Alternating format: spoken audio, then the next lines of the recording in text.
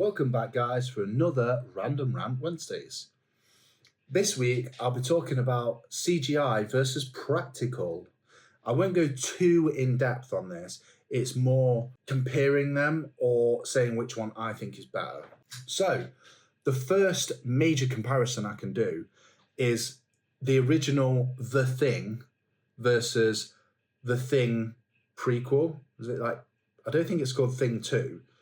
But it's the prequel film. The original The Thing still holds up to this day. Grotesque body horror. Watching it now, you can tell they're puppets and all this other stuff, but they went so far with it. I remember they had the guy who's got his chest cavity opens and bites the guy's arms off. The guy who gets his arms bitten off is actually like a double amputee, or he was born without arms. They went that far just to make the practical effect work and look better than just trying to make it work with him, with his arms just kind of like that.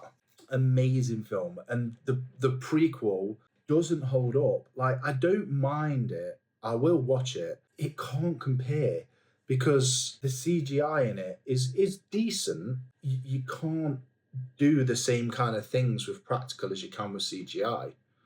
CGI can do whatever your mind can ever think of, but it will not reflect light as well. It will not interact with people as well. Someone can grab something and it will bend and squish and contort realistically because it is really there. And if they want it to be squidgy, they can make it from foam and they can do this and that, and it will react the way it's supposed to. Whereas when you do it with CGI, someone's got to sit there and think, how will this look? Or will it look that way? And us as humans, our brains have evolved to recognize, it's the uncanny valley. You will watch something and go, that's weird, because you've squeezed something in your life that, whether you've subconsciously seen it or actually consciously gone, oh, that's a weird thing, grab it, and then you see it with your eyes and it will be in your memory somewhere. But the CGI versions just don't have that feeling and weight and reaction that a physical thing can do. And I'm sure with the Thing prequel, they did the worst possible thing. I'm sure I either read or watched something about this where they did do it in practical, just like the original film. And then someone came in, let's say, I don't know, it was the studio, and went, hey, everything's CGI now, you should do this with CGI. And I'm sure what I read or watched said that they then went back through the film and CGI'd over the practical effects. Why? You're wasting money. You are literally wasting money. You paid for someone to make the practical effects and then paid someone else to cover it up with CGI, with okay CGI. I'm gutted because I would love to see the original version. If they've got it somewhere, please, for the 30th anniversary of 30, 40, I can't remember how long it is since the Thing came out, release both, but do a remastered version of The Thing and then do the Thing prequel with the CGI gone, and someone's got it somewhere in a vault or whatever. Please release it with the original practical effects. I would love to see what it looked like. Awful decision. Why would you do that? My next pick will be a surprise to no one. Jurassic Park. The CGI still holds up to some degree. There's certain scenes where I kind of, I noticed, I watched it back, and from, let's say, when I watched it when it first came out, or when it came to video and watched it, and it was, oh my God, this is real. The CGI looks real. And then, 10 whatever years later, watched it again. In the first opening scene when they first get to the park and they see the massive dinosaurs standing up, you can kind of tell the feet, there's no, the shadow there doesn't look right and all stuff like this. But this was the first kind of thing. It still looks good now. The way that they did it, where they mixed the CGI and practical, if you look really closely, the model for Rexy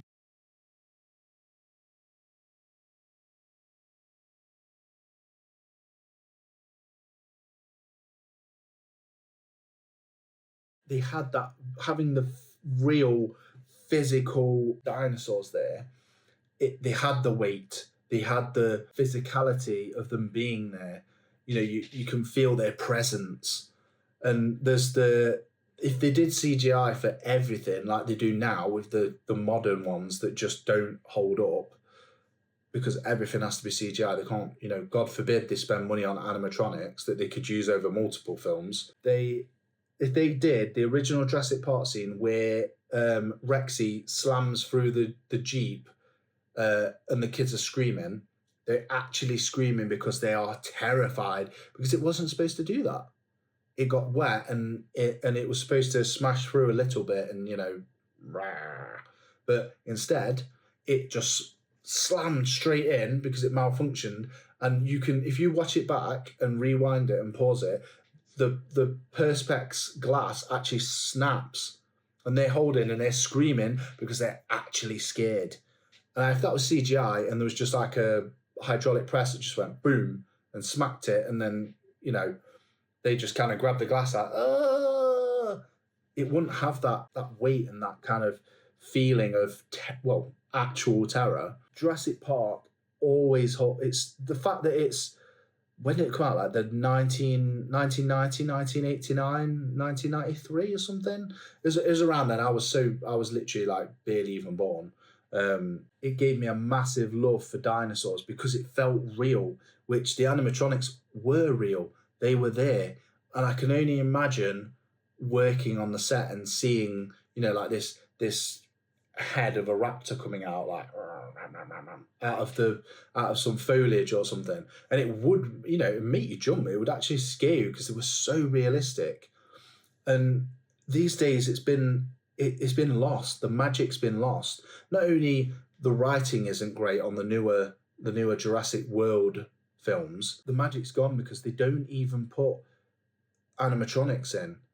I think they tried, we complained because I remember watching Jurassic World, the first one that came out. I was watching it and going, they look so flat and just, there's no weight, there's no realness. Like the can't remember what it's called, the hybrid that comes out, and it knocks this car over and it just doesn't feel like a giant animal smashing a real car, because it wasn't. Maybe the car was real, but it didn't feel real because maybe they CGI'd it to make the car look a bit shinier or nicer or something. All this post-production stuff that they do, instead of just, you wouldn't have to mess about with the lighting because you would have the perfect lighting anyway because it would be really there. But Jurassic Park just is my gold standard for best and worst, because it went from being the best of having the perfect mix of CGI and practical to the worst of having basically no practical and having all CGI and it just not feeling real. Like the fact that the dinosaurs felt so real and gave me a massive love for dinosaurs as a kid. I was the dinosaur kid. And then now going to the point where I go and watch the film and I just, as I keep saying, slop. It's just CGI slop. You go and watch it and go, this doesn't feel like a real animal. It doesn't feel like it's there. I don't feel the danger because it's not there. So one of my next picks is Labyrinth / Jim Henson. Just him in general. Like Jim Henson doing the puppets, and it feels like a real world. It's so strange and out there. And I mean, David Bowie is he was such an eccentric, strange guy that he brings this vibe to the film. And the fact that all the creatures are actually there, as I said with Jurassic Park, the fact that they're there and real, like you can touch them and they interact and the light bounces off them in certain ways, even though they're so absurdly designed and so absurd in looking, they are so realistic because they are real. And I'm not going to spend too much time on Labyrinth because it's not like an amazing film that, well, it is an amazing film, but it's not one of my top films. I don't sit and rewatch it, but when I have watched it, I've always appreciated the puppetry. And having a young daughter, I've put on Sesame Street, and it always entertains me how these things have like characters and personalities, even in just the way they move, and that obviously they have the voices, but the way that they kind of move and interact with people and do little things, and they have character, which I feel like you can't do with CGI.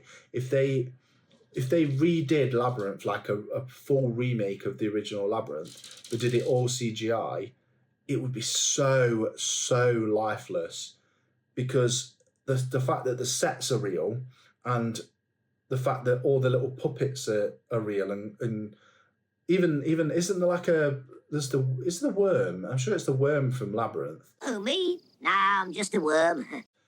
And it is so weird, just a little worm, but that has character, and it's become like a massive thing. Whereas they're making stuff like Grogu, and he's become massive because he's just a cute Yoda. It's not really tangible as a character, and he doesn't really do much. Whereas all of the puppets and all the characters from Labyrinth, and by extension Sesame Street, they all have these massive personalities, and it's so impressive practically that the size of some of the puppets, like there's I can't remember the name, like the weird woolly mammoth from Sesame Street, that is enormous. And it's so impressive to think someone decided to make this and make it work. There's people inside them actually doing stuff. It's real artistry. Whereas doing CGI with Blender and everything built into these tools, not saying obviously it takes skill to model creatures. I've seen some amazing stuff. There's presets, and if you want snake skin, you just like find a texture and apply it to your model that you've sculpted, and then it's got snake skin. Whereas an actual physical thing like a puppet or a dinosaur, they have to sit there and make all of the the snake skin patterns on it, then paint it, and then do it's artistry of puppets. I've always loved kind of puppet things, which I suppose all of them are. Like the dinosaurs from Jurassic Park are puppets that are being controlled by, but they're just really advanced puppets. Anyway, I went off on a tangent on that, but Labyrinth, they're puppets, but they actually bring life and character to this film. It works. It really works. That's why it's such a massive, iconic film. And the fact that it was done in 1986, whoa, wasn't even the 90s yet, which, maybe I suppose it's Jim Henson's been doing it for years. Like, I'm sure it's 80 years or something since Sesame Street came along, or 60 years. It's been a long time. Without him, maybe we wouldn't have any of these amazing animatronics that we have now. So this next pick, I'm not going to talk too much about it because I've already gone over a lot of the stuff, but American Werewolf in London. I remember watching this when I was probably like 12 or something, or 10, and the one scene that always comes to mind is the transformation scene. That was insane. And I've seen there's been werewolf transformation scenes since and before, but any that have been CGI, I feel like they're too quick. They rush it, and I think they rush it because it would look weird with CGI. Underworld was decent in the first one or two, and then when it started going more CGI, they just kind of like, went, oh, rip the clothes off, and they were wolves. They were werewolves within like a second. Whereas the original ones and American Werewolf in London, it's meant to be a painful process. Imagine your bones literally moving and contorting and transforming into a wolf shape, which is so unnatural for a human face, and your fingers getting longer and your arms getting longer and all this. They really portrayed the pain and how difficult it would be for your body to transform and change in that. And this was, this was, I'm sure American Werewolf in London's like 80s as well, or early 90s, but it's so good. It's probably the best werewolf transformation scene ever. I don't think they've topped it. If you can think of one, I would love to see it, especially if it's practical.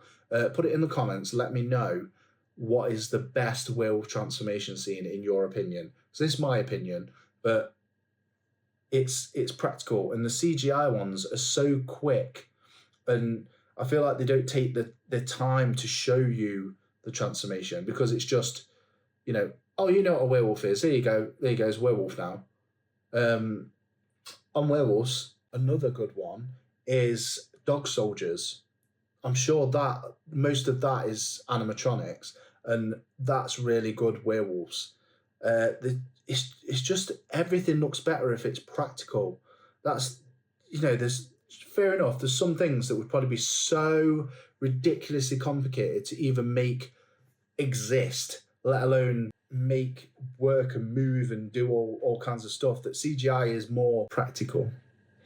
Why not mix the two? I feel like everyone just goes straight for CGI because it's easier. Back then, it was hard. It took a long time. It was time consuming. It was expensive. So people went for the CGI, went for practical, and then with gradually, as with most technology, it gets more accessible and easier to use and quicker, that we've gone over to CGI, but we've forgotten about practical. And then they just go, oh, well, it's cheaper and quicker and easier to do CGI, so we'll just do that. But a lot of it looks crap. It looks awful. Like most of the new Marvel films, the CGI is awful, whereas it used to be really good because people would take their time and they'd, it was a craft in itself, and we were trying to show what we could do with CGI. Whereas now it's just, well, just throw it together. It will do it itself pretty much.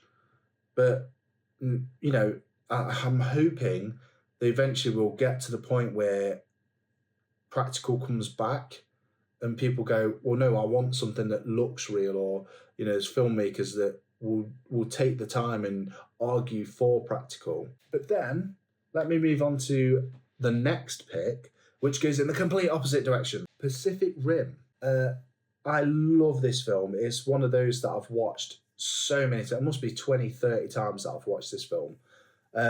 It's Guillermo del Toro, so all the designs are amazing. All the kaijus are brilliant. And the CGI, it was at that point where it had hit, the realism peak. It got so good, but it wasn't, it wasn't kind of heard of to do full CGI films.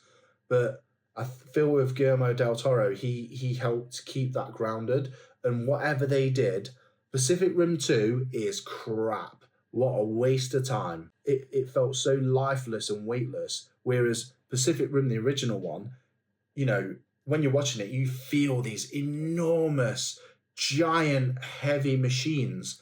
It's like the leg comes up and the ground's like, moving underneath its feet because it's so heavy. And it's like when they punch, they're like, wow.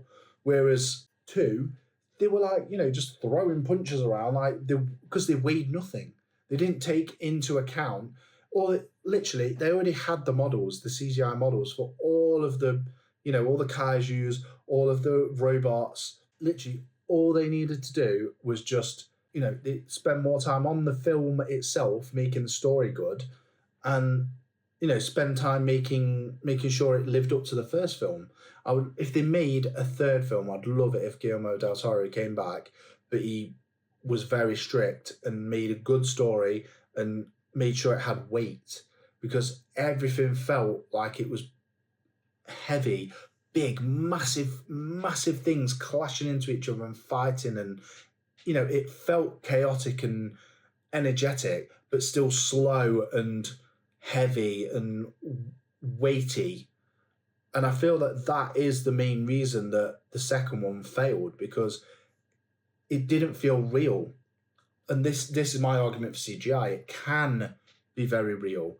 Like, it will never look, pretty much, okay, I can't say it will never look real, because some CGI and generated stuff does look real, but it kind of has that thing, like I said earlier, where your brain picks up on it.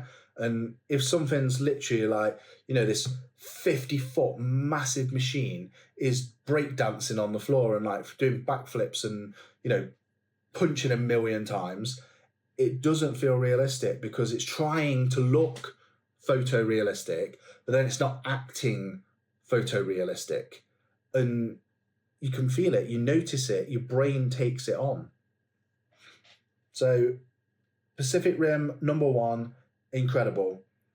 Probably my top pick for CGI animation films where it just feels real.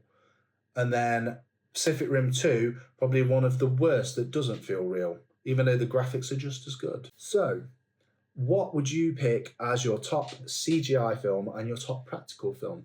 If I haven't covered it, let me know down below what your picks are. And have a wonderful day. Don't forget to like and subscribe. Peace, guys.